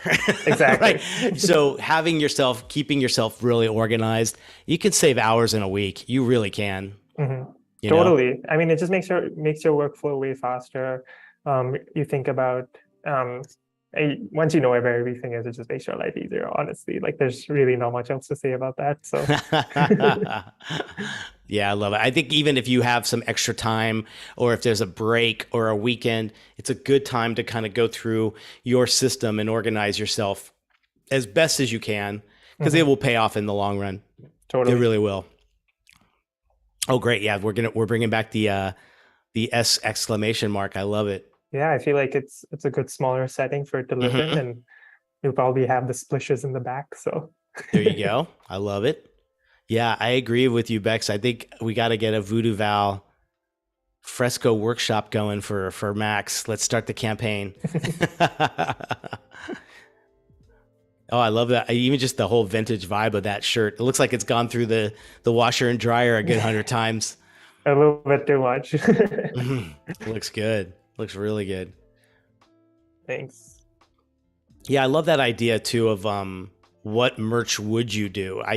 There's got to be a linear kind of connection. There's got to be some linkage to the brand, what they would actually create, not just the merch of the moment, you know? Exactly. I mean, it should all feel connected and tied in and just consistent at the end of the day. So yeah, having exactly. that is incredibly important. So for the back of the t-shirt, I'm just thinking we repeat the logo, just keep it super punchy in your face, maybe some smaller type for hierarchy, because I've always said if there's something big that exists on your canvas, there should also be something small just to add that visual tension. Yeah. So again, keeping things a bit, you can just align those and then include those, keeping things super scrappy, not necessarily having things on its own artboard, because you're just going to copy and paste this and then eventually delete it. Yeah. So. Got a few questions while you're putting together the t-shirt. What are the most important skills to learn now within the field of graphic design? There's so much you can do. It can be overwhelming deciding where to focus when choosing practice projects. Give me your top 2 or 3 most important things you think you've got to make sure you're showing off in your portfolio. Just know how to set typography at its core is like the most fundamental and basic thing in terms of theory and when you say it out loud. But you'd be surprised how many designers or students in college are still learning or like might struggle with that. And setting type is just the most basic thing as a graphic designer. It's kind of table stakes. So knowing how to effectively do that and grow that sensibility is definitely important. And then think about like, well, what else you want to be doing with your career and what else you want to be focusing on. Motion is an incredibly useful asset that if you know as a solid graphic designer and have that sort of muscle in your toolkit, is definitely worth exploring, and it just makes you a more valuable asset to whoever you're working with and for. So I would say motion, depending on whether you want to pursue it or not, but at its core, just knowing how to set typography is incredibly important. Huge. I agree. The typography thing is one of those things. There's no excuse at this point to not, know it like the back of your hand and always get better. I mean, there's so many good typography workshops and things that you could do to kind of do that. I just love creating even Pinterest things of collections of some great typography, analyze it, dissect it, see what makes it so successful, and do the same thing, Font selection is a huge one as well. Adobe Fonts has made it impossible to make a mistake, right? You got no more excuses of like, I can't afford fonts, Exactly. They're all there. And it's so great to have that resource as well. Such a great library too. So. Oh gosh. And it's growing every day. There's always some new stuff in there. And then plus as well, there's so many other great, if you're working with clients or working for a company, obviously you have much more of a freedom to be purchasing and getting some that are really, really unique and cool to your project that you're working on. I love that idea. Yeah. Also, another question. I was curious if you had any advice for reaching out and talking to someone for an informational interview. That's the easiest question in the world. Reach out. Reach out. Just write it. Exactly. I feel like as students, especially, most times people just seem to self-reject and close the door on themselves before it even opens. Yeah. So just do it. Like you'll only be unhappy if you didn't try.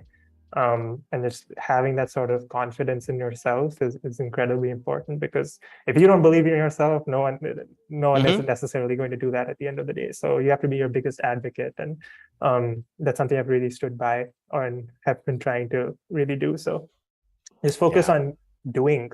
Honestly, just focus on what it is you want to do and then go out and do it. Because if you self-reject and stop yourself from doing it in the first place, that's just a mistake, in my opinion. So yeah, exactly. It's very easy to send an email. It's very easy to read an email. Some people might not respond, but that's just sort of the sensibility and the thick skin you grow along the way, is that you'll get more yeses than no's. You'll get more no's than yeses. Yeah. I always say, look to where that person is most active. If they are on LinkedIn all the time, Twitter all the time, Instagram all the time, whatever, I find that's a great spot. Catch them where they are usually on most of the time, where a quick message can be replied to quickly. I love that. My buddy Josh Ariza has a great thing. He always says, if you're reaching out to someone, make it one sentence and one sentence only. Don't throw them 18 paragraphs.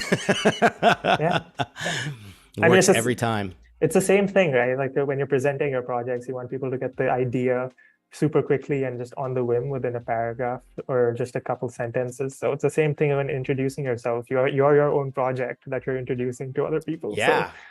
Just think of it from that perspective too, and how you're presenting yourself, because you're in charge of your own narrative. You're in charge of what people can think of you, and what people would like to see or get out of you in the first place. So That's huge. think of it from that perspective too. What do you have to offer? What is unique about yourself? And how can you use that as leverage to get as far as you possibly can to achieving your goals?